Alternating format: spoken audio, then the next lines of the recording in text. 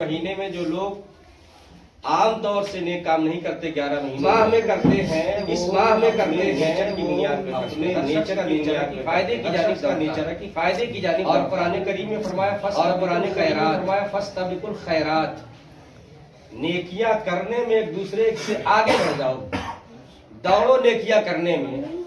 तो नेकियां करने की दौड़ लगाकर दूसरे से आगे बढ़ जाने का हुक्म अल्लाह ने हमें दिया है। ये हुक्म भी हमें याद है। इन सब के बावजूद हमारे यहाँ बहुत सारे ऑफर आते हैं, चले जाते हैं, हम उसकी तरफ तवज्जो नहीं देते।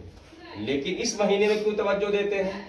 उसकी वजह सिर्फ नेचर नहीं है, उसकी वजह हमारे सीने में जलता हुआ ईमान का चिराग है। अगर ये ईमान का चिराग हमारे सीने में महफूज रोशन नहीं होता तो ये तारीकी ही होती। रमजान का महीना भी तारीख होता हमारे लिए, लेकिन हमारे सीने में ईमान का चिराग रोशन है, जिसने हमें कायल किया, उभारा है, आमादा किया है नेकियां करने पर। तो अपने आप में हमारा ईमान इस लायक है जो हमें उभारता है, नेकियों पर नेकियां कराता है और नेक लोगों के बीच बैठाता है। इस लिहाज से हम सबको इस ईमान के चिराग को रोशन रखना है, तो नेक अमल करते रहना चाहिए। हमने अल्लाह के हबीब सल्लल्लाहु ताला अलैहि वसल्लम की एक हदीस पाक पढ़ी, सूमू तस्सीहू, रोजा रखो सेहतयाब हो जाओगे, रोजा रखो सेहतमंद हो जाओगे। ये दुनिया के उस तबीब का फार्मूला है जिससे बड़ा कोई तबीब नहीं हुआ। अल्लाह ताला ने आपको ऐसा तबीब बनाकर भेजा है, ऐसा तबीब आपने फरमाया रोजा रखो सेहतमंद हो जाओगे। आज दुनिया में कई तरीके से इसके हर पहलू पर रिसर्च हो चुका है, तहकीक हो चुकी है कि 10 महीने में 10 दिन या साल में 30 दिन या 32 दिन या कितने दिन आप भूखे रहेंगे तो आपके जिस्म के अंदर की कौन कौन सी बीमारियां दूर होंगी, ये तहकीक हो चुकी है। ये सारी तहकीक जो है हमारे सामने, अगर उस तहकीक की बुनियाद पर हम रोजा रखते हैं तो ये हमारी जिस्मानी सेहत के लिहाज से बहुत अच्छी बात है कि मेडिकल साइंस हमें जैसा मशवरा देता है डॉक्टर हम करते हैं। लेकिन हम लोग रोजा रखते हैं तो अल्लाह के कहने पर रखते हैं, अल्लाह के हबीब के कहने पर रखते हैं, और अल्लाह और रसूल के कहने पर कुछ भी अमल करना वो फायदे से खाली नहीं होता। इसलिए मेडिकल साइंस की जानिब से कोई चीज मुफीद हो कि नहीं हो, लेकिन अल्लाह के हबीब ने फरमाया है कि रोजा रखो सेहतमंद हो जाओगे, तो इंसान सेहतमंद होता है। और उसकी एक नहीं हजारों मिसालें हैं, सहरी से लेकर इफ्तार तक, और इफ्तार से लेकर पूरा दिन आप देख लीजिए। हम 11 महीने के सारे काम को मैनेज कर लेते हैं, ना ऑफिस हमारा छोड़ता है ना कोई काम छोड़ता है, हर काम हम कर लेते हैं, रोजा भी रख लेते हैं। और तरावी जो आम दिनों में हम आसानी से जमात के साथ नमाज नहीं पढ़ते, 17 रकात इशा की नमाज पढ़ते हैं, 20 रकात प्लस तरावी पढ़ते हैं, पूरा कुरान करीम सुनते हैं और हमें थकावट महसूस नहीं होती, थकान महसूस नहीं होता। ये क्यों महसूस नहीं होता? ये सिर्फ इसलिए नहीं होता कि हमें ईमान है कि अल्लाह ने हमें हुक्म दिया है कि ये चीजें हमारे ऊपर फर्ज है, वाजिब है, इस नियत से हम करते हैं। और ये जो खुसूसी ऑफर का महीना है, ये भी बहुत मतलब हैरत अंगेज ऑफर है कि अल्लाह ताला ने ये ऐलान फरमाया कि एक के बदले 70 नेकियां मिलेंगी। तो मौका भी खूब दिया है, मौका भी खूब दिया है। कोई अमल ऐसा नहीं है जो इबादत नहीं है। इफ्तार करते हैं वो इबादत है, सहरी करते हैं वो इबादत है, तरावी इबादत है, इत्काफ इबादत है, शब कद्र इबादत है, तिलावत कुरान इबादत है, तरावी इबादत है। इबादतें तो हर चीज है, लेकिन ये मौके और महीनों में नहीं मिलते हैं। अल्लाह ने जो खुसूसी ऑफर का ऐलान किया तो महीना भी पूरा ऐसा कर दिया कि ऑफर ही ऑफर की चीजें हैं, करते रहो, क्या करना चाहोगे ये सारी चीजें हैं, मौके खूब फराहम किए हैं। अगर इन सब के बावजूद अगर हम ये नेक काम नहीं करते, तरावी छोड़ते हैं, तिलावत छोड़ते हैं और बुराइयों में अटे रहते हैं, तो ये हमारी बहुत बड़ी बदकिस्मती होगी। वो शख्स बड़ा बदनसीब होगा जो ये महीना पाए और अपने आप को बदले नहीं। इस पस मंजर में अल्लाह के हबीब सल्लल्लाहु ताला अलैहि वसल्लम इरशाद फरमाते हैं, वो शख्स बड़ा बदनसीब है जिसने रमजान का महीना पाया اور اپنی بخشش نہیں کرائی، جس نے رمضان کا مہینہ پایا اور اپنی بخشش نہیں کرائی تو یہ بخشش کا مہینہ ہے۔ اور حضرت عمر بن خطاب رضی اللہ تعالیٰ اور دیگر تمام صحابہ کرام سے آپ ان کی زندگی پڑھیں گے تو رمضان کے حوالے سے یہ مشہور ہے کہ یہ ریاضت کا مہینہ ہے، عبادت کی ریاضت اور ریہرسل کا پریکٹس کا مہینہ ہے۔ اللہ تعالی ہمیں ریاضت کراتا ہے اس مہینے میں، تو ریاضت کا موقع ضائع نہیں ہونا چاہیے، ہمیں کرتے رہنا چاہیے۔ رمضان المبارک کا مہینہ ہمیں جس طریقے سے صحت کی بنیاد پہ جسمانی طور پر صحت مند بناتا ہے روزہ رکھنے کی وجہ سے، اسی طریقے سے ہمیں نام اعمال کی بنیاد پر بھی صحت مند بناتا ہے۔ ہم سارے کام ایک کرتے ہیں، اس کا فائدہ کیا ہوتا ہے؟ ہمارا نام اعمال صحت مند ہو جاتا ہے، آخرت ہماری اچھی ہو جاتی ہے۔ تو اب ہمیں واضح لفظوں میں یاد رکھنا چاہیے کہ رمضان المبارک کیا چیز ہے اور اسے کیا کہتے ہیں۔ تو آپ اگر سمجھنا چاہیں گے، سمجھتے سب ہیں، لیکن یاد رکھنے کے لیے ترتیب سے ہمیں معلوم ہونا چاہیے کہ رمضان المبارک کی خاص خصوصیات ہیں، اس کی خوبیاں ہیں جن کی بنیاد پر یہ پہچانا جاتا ہے۔ پہلا تو روزہ ہے جس کو اللہ تعالیٰ نے فرض فرمایا ہے۔ اللہ نے ارشاد فرمایا کہ تم سے پہلے امتوں پر بھی روزے فرض تھے، تم پر فرض کیے گئے، لیکن تم پر جو فرض کیے گئے ہیں اس کی وجہ ہے، اس کا سبب کیا ہے؟ تاکہ تم متقی اور پرہیزگار ہو جاؤ، اللہ سے ڈرنے والے ہو جاؤ۔ اور ڈر کی انتہا کیا ہے؟ اللہ سے خوف کتنا ہونا چاہیے کہ ہم باتھ روم میں ہوتے ہیں، بند کمرے میں ہوتے ہیں، کلی کر رہے ہوتے ہیں، بہت کچھ ایسے مواقع ہوتے ہیں، ہم چاہے تو اپنے حلق سے نیچے پانی اتار سکتے ہیں، دنیا کا کوئی شخص نہیں دیکھ رہا ہے، بس ایک خدا دیکھ رہا ہے، اس خدا کے خوف سے ہم اپنے روزے کو محفوظ رکھتے ہیں۔ ہم چلتے پھرتے ہماری آنکھیں غلط چیزوں سے دوچار ہوتی ہے، بہت سے ایسے غلط مواقع آتے ہیں، گناہوں کا موقع آتا ہے، ہم اپنے آپ کو رمضان کے مہینے میں گناہوں سے بچا لیتے ہیں۔ یہ بچا جو لیتے ہیں، یہ کیوں بچا لیتے ہیں؟ اس لیے بچا لیتے ہیں کہ ہمیں احساس ہوتا ہے کہ یہ رمضان کا مہینہ ہے، اور رمضان کے مہینے میں جہاں ایک نیکی کے بدلے میں 70 نیکیاں ملتی ہیں، اسی طریقے سے اگر کوئی شخص اس رمضان کے مہینے کا تقدس پامال کرے، اس کا احترام نہ کرے، اور یہ جانتے ہوئے کہ رمضان کا مہینہ ہے گناہ کرے، تو اس کا انجام کیا ہوگا یہ اللہ تعالیٰ جانتا ہے۔ اور اس کی زیادہ وضاحتیں موجود نہیں ہے، بس یہ وضاحت ہے کہ رمضان کا احترام لازم ہے۔ جو رمضان کا احترام نہیں کرتا، اس کی عاقبت خراب ہونے کا اندیشہ ہے۔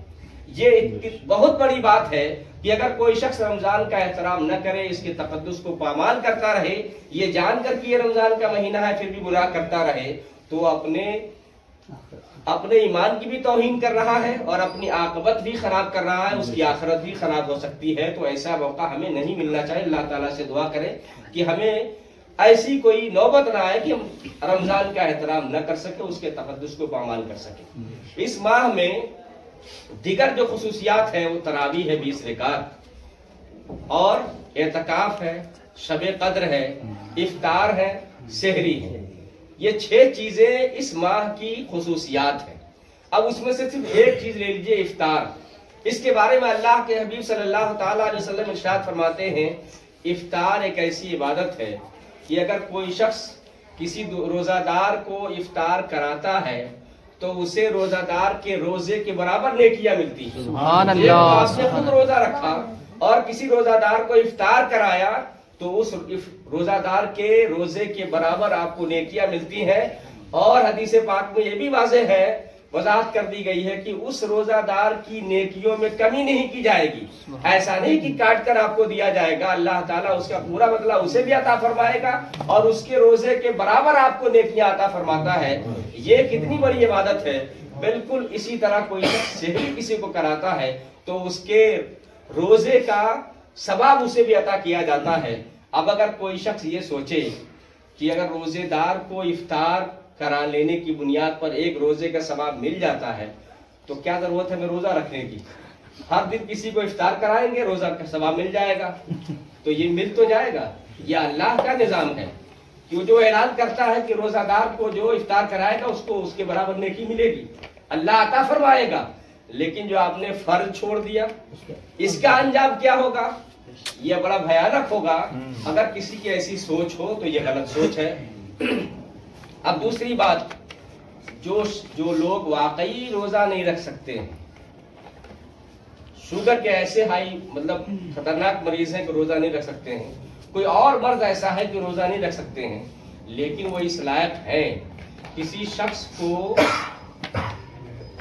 3 وقت ہم لوگ کھانا کھاتے ہیں، مان لیجیے ایک سحری کرتے ہیں، افطار کرتے ہیں اور بیچ میں کھانا کھاتے ہیں، اب ایک لمٹ بنا لیجیے کہ ہم نے 100 روپے کھاتے ہیں، تو آپ 100 روپے ادا کر لیجیے کہ کسی شخص کو ہم فدیہ کے طور پر، روزے کے فدیہ کے طور پر اسے ادا کریں گے ہر دن.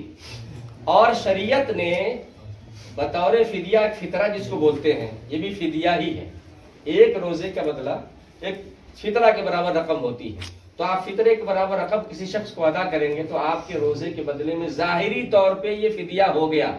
اللہ بہتر جانتا ہے کہ وہ ادا ہوا کہ نہیں ہوا، لیکن اسلامی شریعت میں جو مسئلہ بیان کر دیا گیا ہے کہ ایک شخص جو روزہ نہیں رکھ سکتا ہے، اگر وہ واقعی نہیں رکھ سکتا ہے تو اپنے روزے کے بدلے میں فدیہ ادا کرے. اللہ کی ذات سے امید ہے، وہ غفور الرحیم ہے، انشاءاللہ تعالی وہ قبول فرمائے گا اور یہ فدیہ روزے کے بدلے میں بدل ہو جائے گا. ایسا آپ کر سکتے ہیں. اب اگر بہت سے ایسے لوگ ہیں جو رمضان کے مہینے میں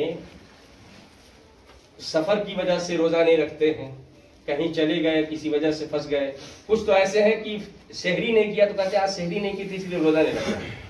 سحری کرنا ایک عمل ہے، روزہ رکھنے کے لیے سحری کرنا ضروری نہیں. روزہ رکھنے کے لیے سحری کرنا، کھانا کچھ شرط نہیں ہے، آپ یوں بھی روزہ رکھ سکتے ہیں. اللہ کے حبیب صلی اللہ تعالیٰ علیہ وسلم نے 100 وصال رکھا ہے. 100 وصال رکھا، اس کا مطلب کبھی وہ 3 دن 4 دن 10 دن لگاتار کھاتے ہی نہیں تھے، پیتے ہی نہیں تھے. اور اس کا مطلب یہ ہوا کہ روزہ رکھنے کے لیے کھانا شرط نہیں ہے، سحری کرنا شرط نہیں ہے. لیکن سحری اللہ تعالیٰ نے عبادت بنائی ہے کہ ہم سحری کریں گے، نیکی کی نیت سے کریں گے تو ثواب ملے گا ہمیں، لیکن شرط نہیں ہے. تو یہ شرط نہیں ہے. اس کے بعد کوئی شخص اگر سوچے، بلکہ ہوتا ہے سامنے کہ آج سحری نہیں کی تھی اس لیے روزہ نہیں رکھا، تو یہ غلط ہے. سحری آپ نے نہیں کی ہے، روزہ رکھیے، روزہ چھوڑنا نہیں ہے. ایک روزہ رمضان کے مہینے کا ایک روزہ کتنا اہم ہوتا ہے. عام دنوں میں اگر آپ نے چھوڑ دیا ایک روزہ تو عام دنوں میں اس کی قضا کریں گے 60 روزے مسلسل رکھنے پڑیں گے. 60 روزوں کے برابر ایک روزہ. اس لیے کسی شخص کو کوتاہی نہیں کرنا چاہیے. اسلامی شریعت میں ایک بہت بڑی رخصت دی گئی ہے کہ اگر آپ سفر میں جاتے ہیں اور واقعی مسافر ہیں، شرعی مسافر، 3 دن سے زیادہ کا سفر آپ کا یا مسافت اس کی ہے، آپ ممبئی گئے تو پہلے کے زمانے کے حساب سے لمٹ بنایا ہوا ہے، اب آپ جہاز سے بیٹھے 1 گھنٹے بعد پہنچ گئے، لیکن ہے مسافر آپ، اس لیے کہ اس مسافت کی وجہ سے کتنی دوری ہے اس کے حساب سے اسلامی شریعت پر آدمی مسافر بنتا ہے. مسافر کے لیے چھوٹ یہ ہے کہ آپ چاہیں تو روزہ نہ رکھیں، آپ کے اوپر عذاب نہیں ہوگا، بلکہ اس ایک روزے کے بدلے آپ بعد میں رکھ لیجئے. ایک روزے کے بدلے ایک روزہ کی قضا کرنا ہے. لیکن ہم کتنے آرام سے جاتے ہیں، چلے آتے ہیں، کوئی تکلیف نہیں ہوتی ہے. اسلامی شریعت نے جو اجازت دی تھی، رخصت دی تھی، وہ اس لیے دی تھی کہ سفر میں صعوبت ہوتی ہے، مشقت ہوتی ہے، کھانے پینے کی دقت ہوتی ہے. تو وجہ وہی ہے کہ دقت ہوتی ہے. اگر نہیں وجہ ہے تو ہم کیوں روزہ چھوڑیں گے؟ تو سفر میں ہم روزہ نہیں چھوڑیں گے. اگر دقت مشقت نہیں ہے تو نہیں چھوڑنا چاہیے. اس لیے بہت سارے لوگ نہیں چھوڑتے ہیں، مشکل سے مشکل وقت میں روزہ رکھ ہی لیتے ہیں. رکھ لینا چاہیے، اسے کہتے ہیں رخصت. اور جو لوگ رکھتے ہیں رخصت کے باوجود، اسے کہتے ہیں عزیمت. آپ کو شریعت نے اجازت دی ہے، رخصت دی ہے، عمل کرتے ہیں تو شریعت پر عمل کر رہے ہیں. اور اگر دوسرا آپشن موجود ہے، جیسے روزہ چھوڑنے کا آپشن ہے، پھر بھی آپ رکھ رہے ہیں، اسے عزیمت کہتے ہیں. تو عزیمت ڈبل نیکی عطا فرماتا ہے. اگر آپ نے رکھ لیا تو ڈبل نیکی ہوگی. ایسے ہی بہت سارے اعمال ہیں کہ اسلامی شریعت نے اجازت دی ہے، رخصت دی ہے، لیکن اگر آپ کر سکتے ہیں تو کیجیے. اسی طریقے سے رخصت کی دوسری مثال، زکوٰۃ کی جو رقم ہم اس مہینے میں ادا کرتے ہیں، ہر مہینے کا اکٹھا کر کے رمضان میں ادا کرتے ہیں، اس لیے کہ عام دنوں میں ادا کرتے تو زکوٰۃ ادا ہو جاتی، جتنی ادا کرتے اس کا ثواب مل جاتا. لیکن اس مہینے میں اس لیے ادا کرتے ہیں اس لالچ میں کہ خصوصی آفر کا فائدہ مل جائے، 1 کے بدلے 70 مل جائے. ادا ضرور کیجئے، لیکن اس کا تخمینہ رکھیے، اس کا حساب رکھیے کہ آپ کو کتنا ادا کرنا ہے، کتنا ادا ہو گیا. جس طریقے سے رمضان کے مہینے میں یا عام دنوں میں زکوٰۃ نکالنا فرض ہے، اسی طریقے سے اللہ تعالیٰ نے زکوٰۃ کن کو دی جائے مستحقین کی لسٹ بنا کر دے دی ہے. تو آپ کو مستحقین کی لسٹ کے مطابق زکوٰۃ دینا ہے. کوئی آپ کو راستے میں پھرتا ہوا ملے، یوں ہی آپ زکوٰۃ تقسیم کرتے رہیں گے تو یہ بہتر نہیں ہوگا. اللہ تعالیٰ نے لمٹ بھی دی ہے، فہرست بھی دی ہے، لسٹ بھی بنا کر دے دی ہے کہ زکوٰۃ ہمیں کس کو دینا ہے. اور اللہ تعالیٰ نے ہوش و حواس عقل و شعور ہمیں بھی عطا فرمایا ہے کہ کون شخص غریب ہوتا ہے، مسکین ہوتا ہے، ضرورت مند ہوتا ہے.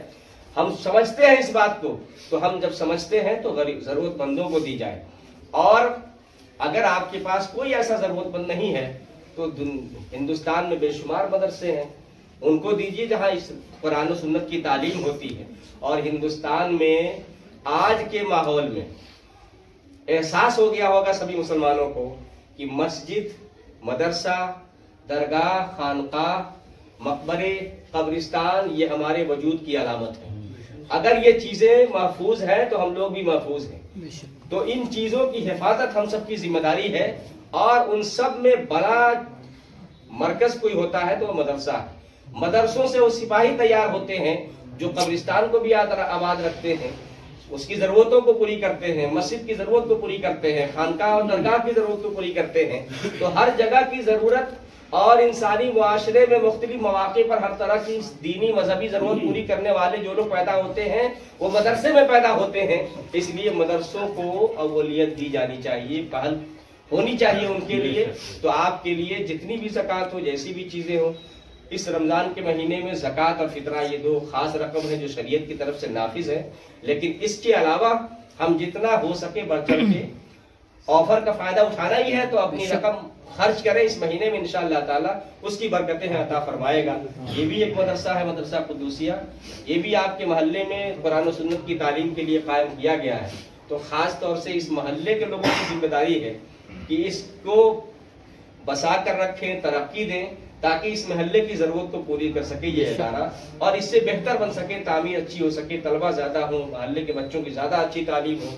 اگر ایک استاذ یہاں منتخب ہے اور ضرورت پوری نہیں ہو پا رہی ہے تو ہم سب کی ذمہ داری ہے کہ 2 استاذ کا انتخاب ہو، 3 استاذ کا انتخاب ہو، تاکہ طلبہ کی ضرورتیں پوری ہوں. تو مدرسے اور مکتب ہم سب کی ضرورت ہے. اللہ تعالی ہم سب کو ان چیزوں کو آباد رکھنے، ترقی دینے، تعمیر کرنے کی توفیق عطا فرمائے. آج کی محفل میں ہم سب اس لیے بیٹھے ہوئے ہیں کہ قرآن ختم ہوا. قرآن کریم کی تلاوت کا رمضان سے گہرا رشتہ ہے. اتنا گہرا رشتہ ہے کہ اللہ تعالیٰ نے قرآن کریم کو اسی ماہ مبارک میں اتارا، نازل فرمایا. اس لیے اس کا گہرا رشتہ ہے. اور انجام کے اعتبار سے کتنا گہرا رشتہ ہے. اللہ کے حبیب صلی اللہ تعالیٰ علیہ وسلم ارشاد فرماتے ہیں الرمضان والقرآن یشفعان عند المیزان. اور دوسری روایت میں یوم القیامہ، رمضان اور قرآن دونوں قیامت کے دن ہماری شفاعت کریں گے. یہ دونوں اتنے ایک دوسرے سے کنیکٹڈ ہیں کہ یہ دونوں قیامت کے دن ہماری سفارش کریں گے، ہماری شفاعت کریں گے، اور ان دونوں کی شفاعت قبول کی جائے گی. یہ حضور صلی اللہ تعالیٰ علیہ وسلم کی ضمانت ہے، آپ کا فرمان ہے. تو یہ ہمارے لیے بڑی بابرکت محفل ہے کہ آج ہم نے قرآن کریم ختم کی. اور اس محفل کا تقاضا یہ ہے کہ ہم لوگ قرآن ہم نے مکمل سن لیا. 20 دن کی یہ تراویح 20 رکعت ہم نے اس لیے پڑھی تھی کہ قرآن مکمل سن، یہی تو مقصد تھا. تراویح تو 30 دن مکمل ہوتی ہے. تو اگر اب یہاں پہ تراویح کا انتظام نہ ہو تو قریب میں جو مسجد ہو یا جہاں بھی تراویح ہو رہی ہو اس کو پڑھنے کی کوشش کریں. اور